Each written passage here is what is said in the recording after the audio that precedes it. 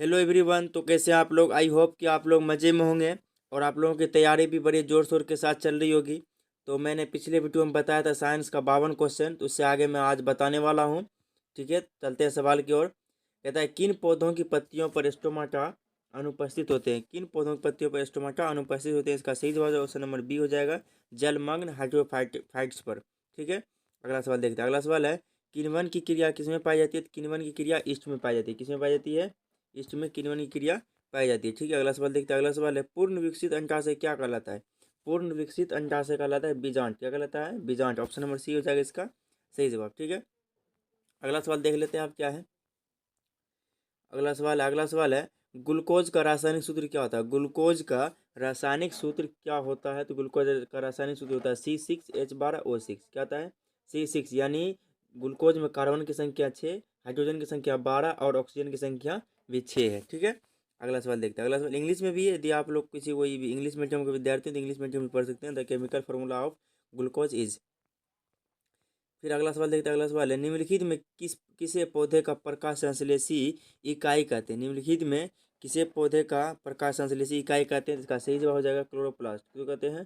Chloroplast. Option number A हो जाएगा इसका सही जवाब। ठीक है, अगला सवाल देखते हैं। अगला सवाल है अंतोत्सर्ग अंतोत्सर्ग का कारण है। अंतोत्सर्ग का क्या कारण है? ये तो देख सकते हैं इंग्लिश में ही आप लोगों का लिखा हुआ है। इसका सही जवाब क्या हो जाएगा?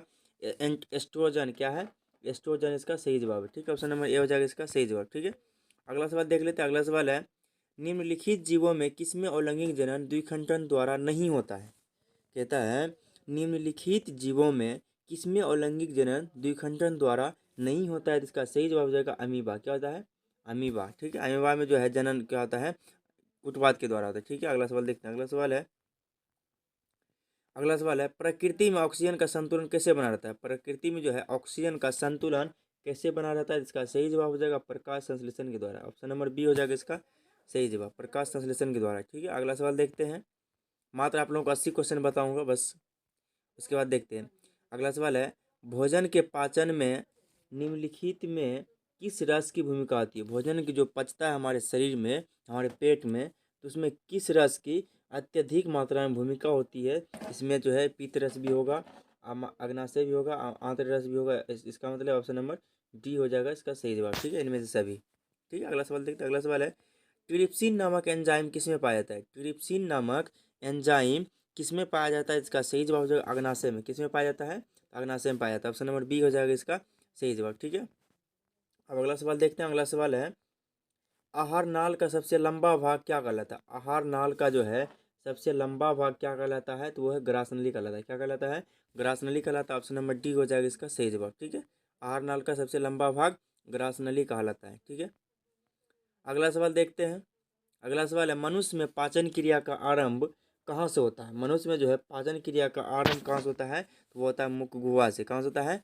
मुख गुहा से। ठीक है, ठीक है, उम्मीद करते हैं आप लोगों को अच्छा लगता होगा पढ़ने में। और ये सवाल जो आप लोग पढ़ रहे हैं ये बिहार बोर्ड के क्वेश्चन से रिलेटेड। यदि आप लोग यहाँ पे सही से इसका जवाब पढ़ लीजिएगा तो आप बिहार बोर्ड के क्वेश्चन को सॉल्व कर पाइएगा। ठीक है, अगला सवाल देखते हैं। अगला सवाल है निम्नलिखित में कौन वसा के पाचन में सहायक होता है? निम्नलिखित में कौन वसा के पाचन में सहायक होता है? तो लाइपेज। क्या होता है? लाइपेज होता है। ऑप्शन नंबर बी हो जाएगा इसका सही जवाब। ठीक है, अगला सवाल देख लेते हैं। अगला सवाल है ग्लाइकोलिसिस की क्रिया संपन्न होती है। ग्लाइकोलिसिस की क्रिया किस में संपन्न होती है? ना तो केंद्रक में होती है, ना ही कोशिका द्रव में होती है। ठीक है, देख लेते हैं अगला सवाल क्या है। अगला ऑब्जेक्टिव क्या है, ऑप्शन क्या है? ये होता है स्टोमाटा में। किस में होता है? ग्लाइकोलिसिस की प्रक्रिया स्टोमाटा में संपन्न होती है। ठीक है, अगला सवाल है ओजोन परत क्या है? हानिकारक है, या उच्च ताप पर लाभदायी है, या लाभदायी है, या इनमें से कोई नहीं है? तो हम लोग समझ सकते हैं कि ओजोन परत जो है पराबैंगनी किरण को पृथ्वी पर आने से रोक देती है। यदि पराबैंगनी किरण हम पृथ्वी पर आ जाए तो इंसान को त्वचा कैंसर हो जाएगा, बहुत सारी बीमारियां त्वचा से रिलेटेड हो सकती है।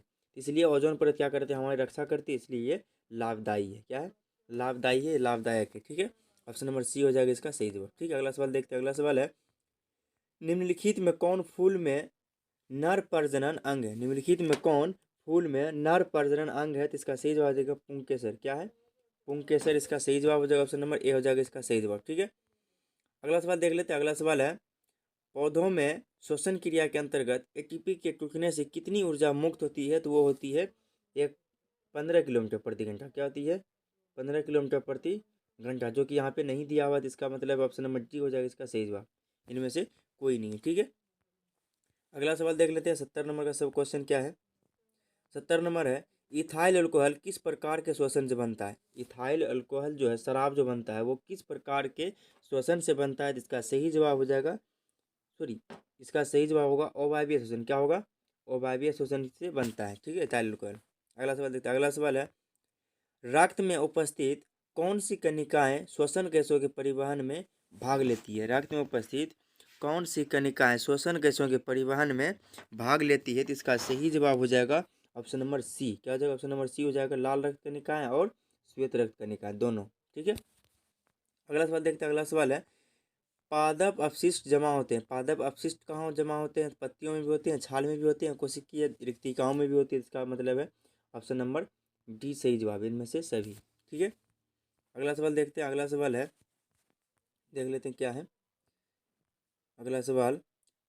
मनुष्य की आहार नाल का कौन सा भाग किसी एंजाइम को स्रावित नहीं करता है? मनुष्य की आहार नाल का कौन सा भाग किसी एंजाइम को स्रावित नहीं करता है? तो इसका सही जवाब हो जाएगा अमाशय। क्या हो जाएगा? अमाशय हो जाएगा, ऑप्शन नंबर सी हो जाएगा इसका सही जवाब। ठीक है, अगला सवाल देखते हैं। अगला सवाल है, मूत्र की सांद्रता किसकी उपस्थिति पर निर्भर करती है? मूत्र की जो है सांद्रता, वो किसकी उपस्थिति पर निर्भर करती है? जिसका सही जवाब हो जाएगा थायरोक्सिन पे। किस पे करती है? थायरोक्सिन पे निर्भर करती है। ठीक है, तथा मूत्र की सांद्रता किसकी उपस्थिति पर निर्भर करती है? तो वो थायरोक्सिन पे। ठीक, अगला सवाल देखते हैं। अगला सवाल है, कौन सा हार्मोन पौधे की वृद्धि से संबंधित नहीं है? इसमें कहता है कौन सा हार्मोन पौधे की वृद्धि से संबंधित नहीं है? इसका सही जवाब हो जाएगा एफसीसी। क्या हो जाएगा? एफसीसी हो जाएगा। एफसीसी हार्मोन जो है, अम्ल जो है, ये पौधों की वृद्धि से संबंधित नहीं है। ठीक है, अगला सवाल देखते हैं। अगला सवाल है, मानव हृदय किस तंत्र का एक भाग है? मानव हृदय क्या है? मानव हृदय जो फेफड़ा जो है, वो किस तंत्र का एक भाग है? श्वसन तंत्र का। किसका है? श्वसन तंत्र का। इसका मतलब ऑप्शन नंबर बी हो जाएगा इसका सही जवाब। ठीक है, अगला सवाल देख लेते हैं क्या है। अगला सवाल है, जीव विज्ञान की वह शाखा जो गुणों के वंशानुक्रम के अध्ययन से संबंधित, उसे क्या कहते हैं? उसे कहते हैं अनुवांशिकी। क्या कहते हैं? अनुवांशिकी। या अनुवांशिक का पिता पूछे तो ग्रेगर जॉन मेंटल को कहा जाता है, या तो सिर्फ मेंटल ही बोल सकते हैं, या ग्रेगर जॉन मेंटल बोल सकते हैं। ठीक है, जीव विज्ञान की वह शाखा जो गुणों के वंशानुक्रम के अध्ययन से संबंधित है, तो अनुवांशिकी कहलाता है। ठीक है, अगला सवाल देखते हैं। अगला सवाल है, श्वसन क्रिया में निम्नलिखित में से किस गैस को ग्रहण किया जाता है? श्वसन क्रिया जब हम लोग सांस लेते हैं, तो वो कौन सा गैस लेते हैं? तो ऑक्सीजन लेते हैं। क्या लेते हैं? ऑक्सीजन O2 लेते हैं। ठीक है, CO2 को बाहर करते हैं। CO2 क्या करते हैं? बाहर करते हैं। ठीक, अगला सवाल देखते हैं। अगला सवाल है, ग्लूकोज में कार्बन के कितने परमाणु होते हैं? ग्लूकोज में कार्बन के, हमने शुरू में ही बताया था, ग्लूकोज का रासायनिक C6H12O6 होता है। कार्बन 6 हो गया, हाइड्रोजन 12 हो गया, ऑक्सीजन 6 हो गया। इसमें पूछा ग्लूकोज में कार्बन के कितने परमाणु होते हैं? कितने होते हैं? 6 होते हैं। कितने होते हैं? 6 होते हैं। कार्बन 6 होते हैं, C6। ठीक, अब अगला सवाल देखते हैं। अगला लास्ट सवाल है ऑब्जेक्टिव का आप लोगों का। ठीक है, आप लोग देख सकते हैं, मस्तिष्क में अनैच्छिक क्रियाओं का नियंत्रण केंद्र अवस्थित होता है। मस्तिष्क में अनैच्छिक क्रियाओं का नियंत्रण केंद्र अवस्थित होता है। किसमें अवस्थित होता है? इसका सही जवाब हो जाएगा ऑप्शन नंबर सी, मध्य मस्तिष्क में। किसमें होता है? मध्य मस्तिष्क में। यदि आप लोग चाहते हैं कि मैं सब्जेक्टिव बनाऊं, तो मैं आप लोगों को सब्जेक्टिव का वीडियो अलग से प्रोवाइड कर देता हूं, आप लोग इसको बना लीजिएगा। तब तक के लिए बाय, बेस्ट ऑफ लक। आप लोग बढ़िया से तैयारी करते रहिए, क्योंकि एग्ज़ाम नज़दीक बचा हुआ है। ठीक है, थैंक यू सो मच।